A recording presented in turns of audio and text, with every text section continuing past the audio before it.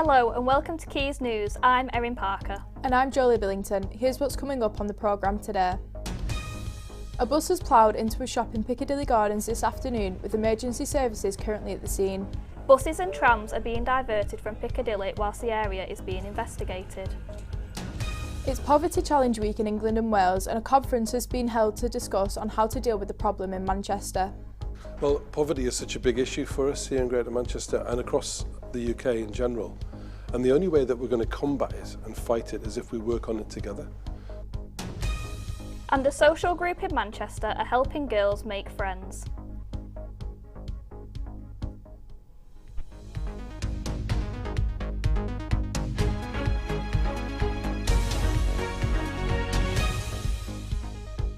Our top story in Manchester today. There are several reported casualties after a bus hit a shop in the city centre. Emergency services attended the scene at Piccadilly Gardens at the City Tower building next to the Metrolink stop. The incident happened at around 1:20 this afternoon. Ellie Johnston has this from the scene. A bus has crashed into a cafe next to the City Tower building in Manchester Piccadilly Gardens at 1:20 p.m. today. It is unknown the cause of the crash or how many casualties there are, but the emergency services are treating and investigating the situation as we speak. Any bus and tram services that stop in Piccadilly Gardens have been diverted for the time being. If you're planning to commute home this evening, it's worth noting there's still travel disruption around central Manchester. No buses will be stopping at Piccadilly Gardens, which will impact onward journeys. And the same is true of the Metrolink, with no tram stopping at Piccadilly Gardens too, and we'll keep you up to date online and on socials. More news. Councillor Andrew Walters from Salford, who was trapped in an Israel bomb shelter, has flown to safety this morning. A video from his ex shows that he has safely landed in Athens, where he is stopping before coming home to the UK. This comes after a Jewish charity were offering free flights for those trapped in the conflict. This week is Poverty Challenge Week. The non-profit group Greater Manchester Poverty Action have held a conference today to discuss how the region can come together to reduce the issue. Our reporter, Ewan Wishart, has more on the story. Well, poverty is such a big issue for us here in Greater Manchester and across the UK in general. And the only way that we're going to combat it and fight it is if we work on it together. Today marks the first day of Challenge Poverty Week 2023. The conference today at Friends Meeting House is being held by the non-profit group Greater Manchester Poverty Action, who has the goal of reducing poverty in the region.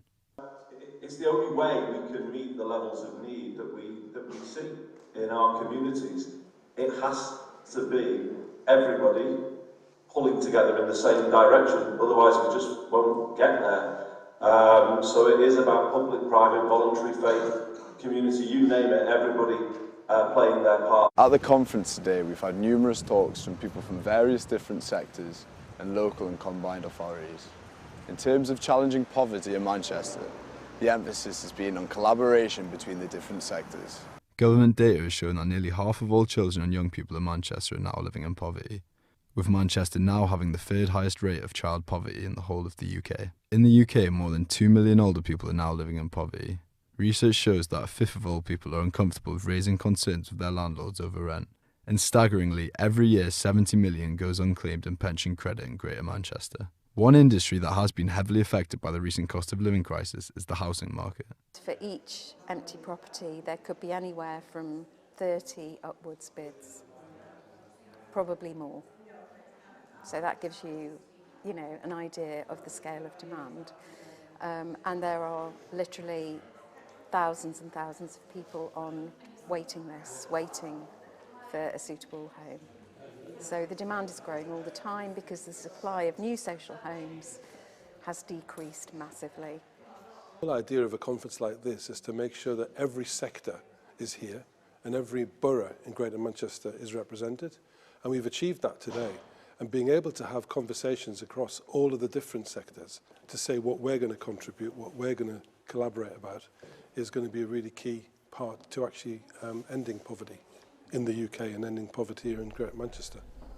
Ewan Wishart, Quays With News. headlines of long waiting lists for many NHS services and with mental health problems on the rise in Salford, some are left struggling with nowhere to turn. One holistic therapy service is planning to tackle this problem with things like sound baths and meditation. Our reporter Mia Williamson joined them.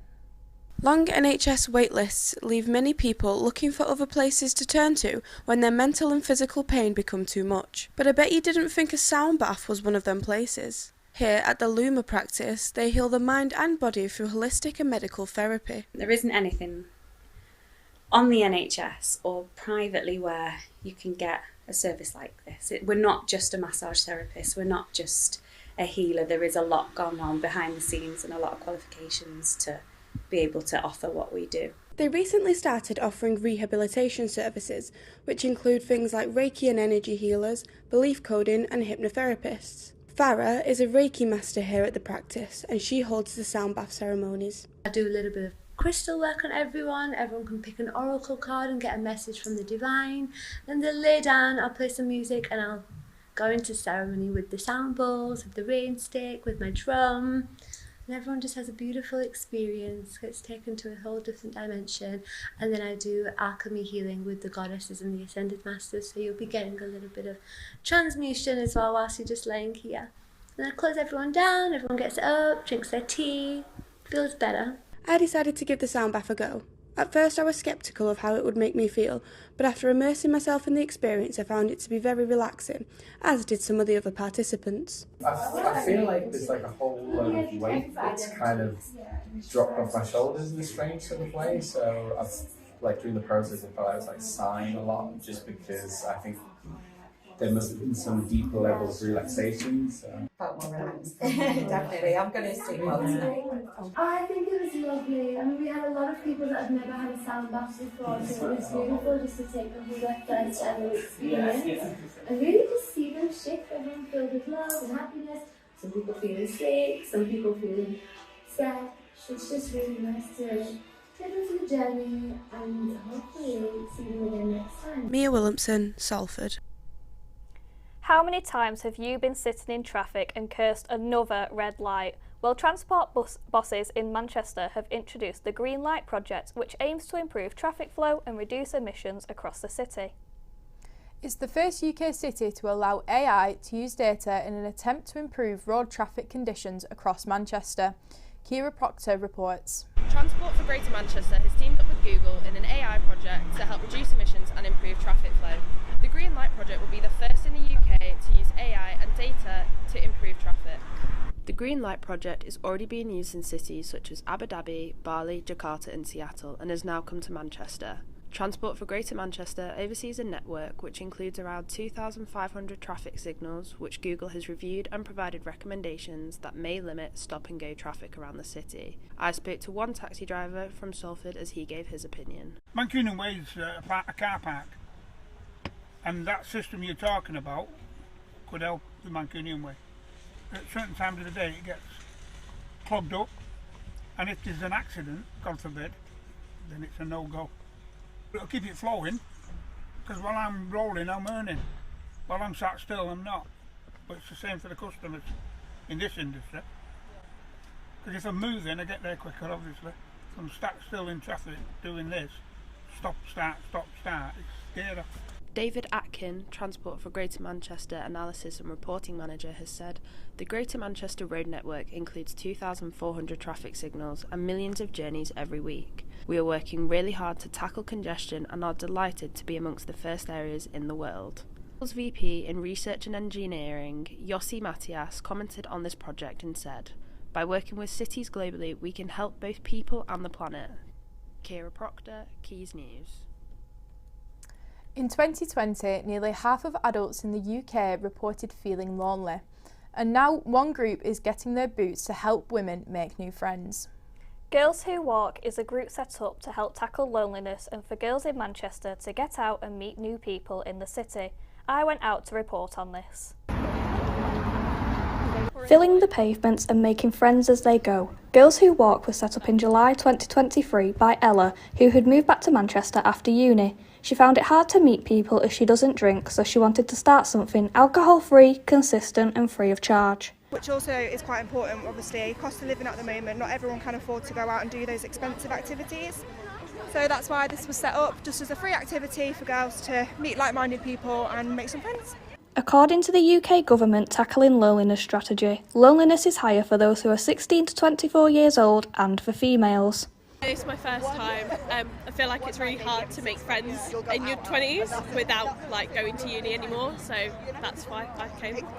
After going viral on TikTok, gaining nearly 400,000 views on their first post, more Girls Who Walk groups have been set up in cities such as Liverpool, Cardiff and Bristol. Girls Who Walk's been running for a few months now, every single Sunday, and it's the perfect way for girls in Manchester to come and meet people. They've recently introduced a ticketed system because that many people are turning up every week. Today there was over 100 people on this walk. Some people attend the walks just to give them something to do on their weekends. As well, do something productive instead of another day of just watching a bunch of films or whatever. Just wanted a new way to socialise and make new friends and do something on my Sunday. Yeah, I only moved to Manchester a month ago, so I only really know my housemates and work colleagues, so yeah, it seemed like a good way to meet people in a similar situation. The group has now expanded and they host social events like pumpkin carving and drinks and dinners. They start most walks, like girls do, in a coffee shop. Erin Parker, Quays News.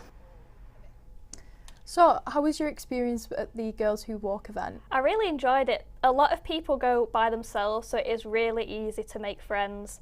I'd say about 90% of people there didn't know anyone else. So it was a really good experience, and I would recommend it to anyone who's struggling to make friends in Manchester. Would you ever go? I think so. It seems like something that I'd definitely be excited about, especially on a Sunday. I like to have a nice Sunday reset at the end of the week, prep myself for the coming week. Self-care Sunday. Yeah, self-care Sunday, always change my bed sheets on a Sunday. Nice walk would be really nice in there too. Yeah, add it to the list of self-care. Yeah, bit of fresh air is always needed. And now we have Patrick Carlin with the sport. Thank you, Erin and Jay. In sports news, Manchester United's ownership saga seems to have come to an end, with Sir Jim Ratcliffe's bid for the 25% of the club thought to be accepted. The news comes as a Qatari-backed bid for full control of the Red Devils was reportedly withdrawn yesterday. Ratcliffe also owns both cycling team Ineos Grenadiers as well as 33% of Mercedes F1 team. He is looking to buy an initial stake in the club before completing a full buyout of the Glazers' shares in the team. In League Two, Salford fell to a late defeat to Ryan Reynolds' Wrexham on Saturday. Early goals from Matt Smith and Matty Lund put the Ammies 2-0 up, but Wrexham fought back with 3 goals, including 2 late in the second half to secure all 3 points at the Racecourse ground. It was also the FA Cup draw this weekend, with Salford getting a trip to League One's Peterborough United in the first round. And in Rugby League, Old Trafford hosted the Super League Grand Final, with Wigan Warriors claiming the trophy in a close-fought game. The Warriors beat French side Catalan Dragons 10-2 to win their 6th title in the competition in front of over 58,000 fans. In Rugby Union, England advanced to the semi-finals of the Rugby World Cup, beating Fiji 30 points to 24, with Owen Farrell scoring the deciding kicks in Marseille. The Red Rose will play South Africa in Paris on Saturday night for a spot in the final, after the Springboks beat host France 29-28. So I work really close to the Old Trafford Stadium, and after the rugby, I can safely say that rugby fans are a lot nicer than football fans. We usually have a lot of United fans in whenever it's game days and things, and they want pints and everything, and yeah, not the one for the rugby. Very nice. No, but that is all we have time for today. Thank you for watching.